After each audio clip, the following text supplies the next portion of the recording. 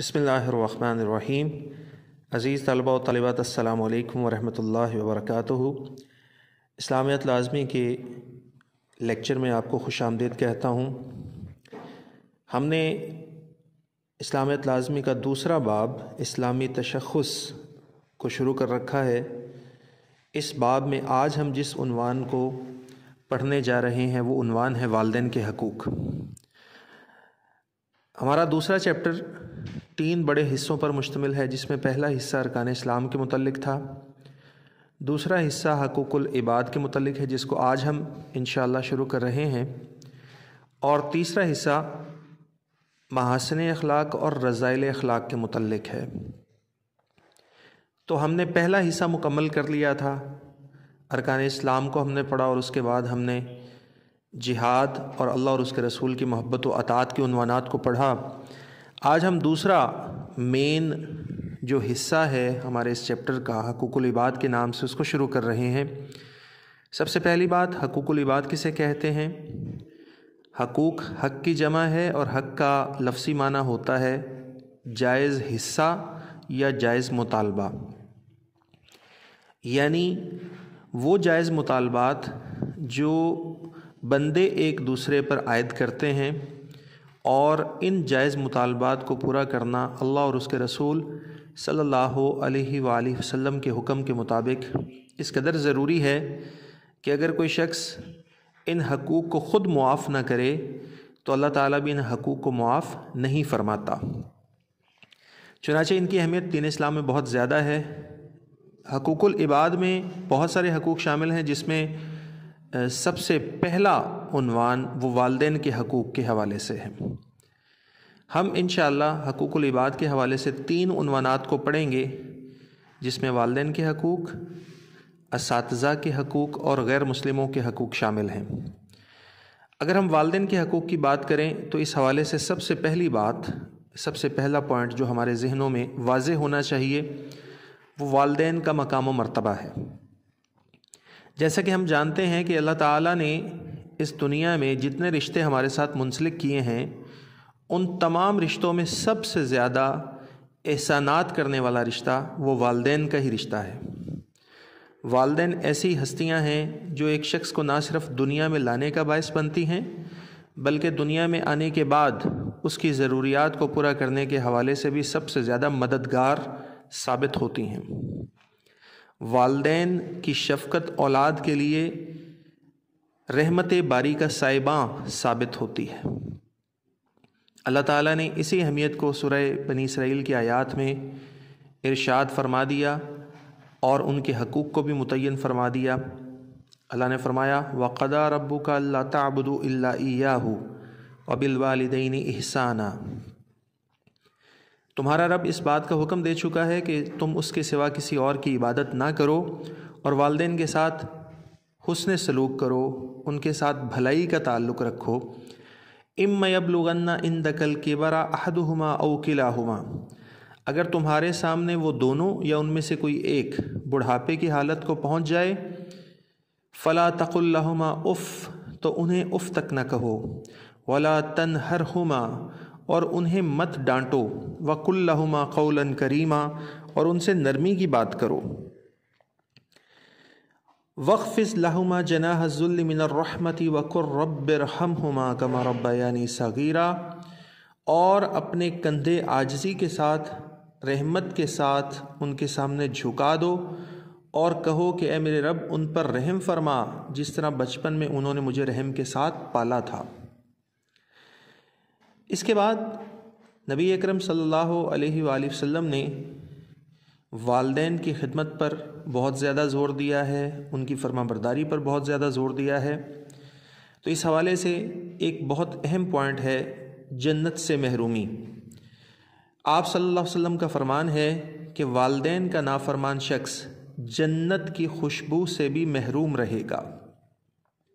حالانکہ دیگر احادیث میں یہ بات ثابت ہے کہ جنت کی خوشبو اس قدر تیز ہے اور اس قدر دور سے محسوس کی جا سکتی ہے کہ اگر کئی سالوں کے فاصلے پر بھی کوئی شخص کھڑا ہو تو اسے بھی جنت کی خوشبو میسر آتی ہے۔ اس کا مطلب یہ ہے کہ والدین کا نافرمان کئی سالوں کی مسافت سے بھی زیادہ دور کر دیا جائے گا۔ اس کے بعد ایک دفعہ نبی اکرم صلی اللہ علیہ وآلہ وسلم صحابہ کے درمیان موجود تھے، اور آپ صلی اللہ علیہ وسلم کے پاس بیٹھے ہوئے صحابہ آپ کی جانب متوجہ تھے کہ آپ صلی اللہ علیہ وسلم نے فرمایا ذلیل و خوار ہوا، ذلیل و خوار ہوا، ذلیل و خوار ہوا۔ تو صحابہ نے فوراً پوچھا کون یا رسول اللہ صلی اللہ علیہ وآلہ وسلم؟ تو آپ صلی اللہ علیہ وآلہ وسلم نے فرمایا وہ شخص جس نے اپنے والدین دونوں یا ان میں سے کسی ایک کو بڑھاپے کی حالت میں پایا اور ان کی خدمت کر کے جنت حاصل نہ کر لی۔ والدین کے نمایاں حقوق ہماری نیکسٹ ہیڈنگ ہے، یہ مین ہیڈنگ ہے اور اس کے نیچے سب ہیڈنگز ہیں۔ والدین کے بہت سارے حقوق ہیں، جن میں سے چند اہم حقوق ہم جلدی سے ڈسکس کریں گے۔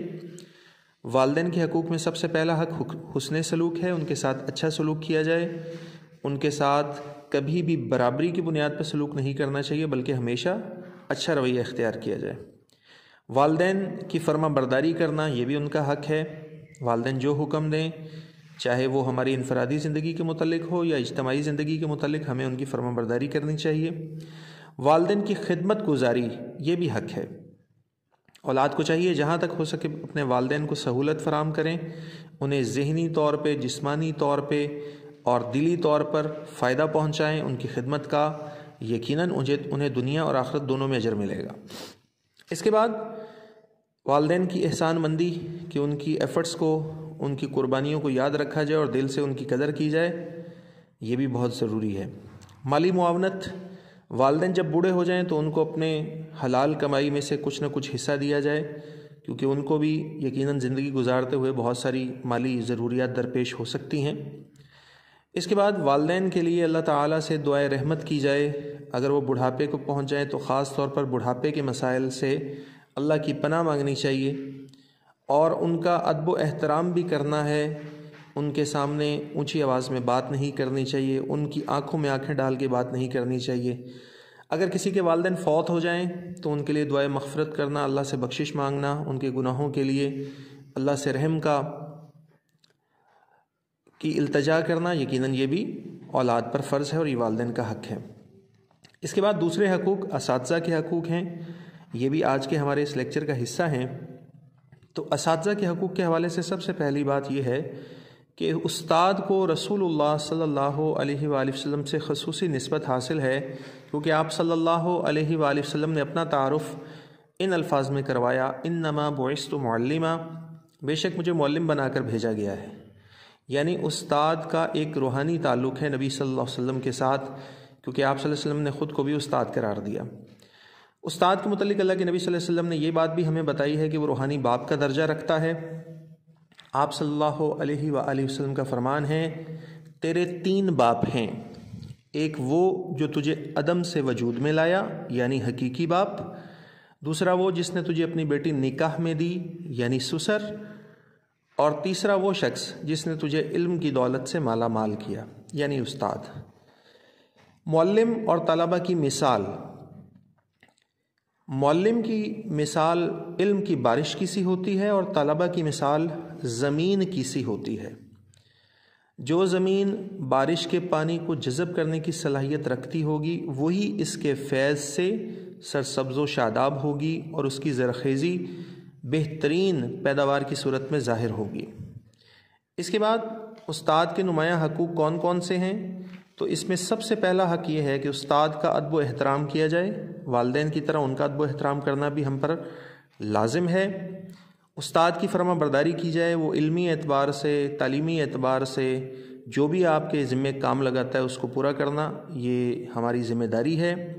استاد کے بارے میں حسن ظن رکھا جائے، اس کی ڈانٹ ٹپٹ پر یا اس کی سختی پر کبھی بھی یہ نہ سوچا جائے کہ شاید یہ میرے ساتھ کوئی دشمنی رکھتا ہے یا میرے بارے میں کچھ غلط سوچتا ہے، بلکہ اس کی محبت اور اس کی سختی دونوں کو حسن ظن رکھتے ہوئے اپنے لیے بہتر خیال کیا جائے۔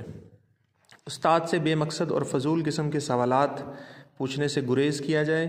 بعض اوقات سوالات ایسے ہوتے ہیں جن کا نہ کسی کو علمی طور پہ فائدہ ہوتا ہے نہ ہی عملی طور پہ۔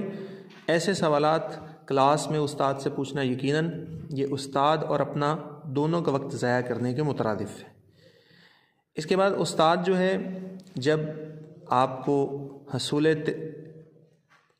علم میں معاونت فراہم کر رہا ہو، کلاس میں پڑھا رہا ہو، تو اس دوران استاد کی بات کو غور سے سننا اور اس کی بات کو اہمیت دینا، یہ ذوق علم کی نشانی ہوتی ہے۔ اس لیے استاد کی بات کو توجہ سے سنا جائے اور اس دوران بات چیت سے بالکل گریز کیا جائے۔ اللہ تعالی ہمیں اپنے والدین اور اساتذہ کی قدر کرنے کی توفیق عطا فرمائے۔ السلام علیکم ورحمۃ اللہ وبرکاتہ۔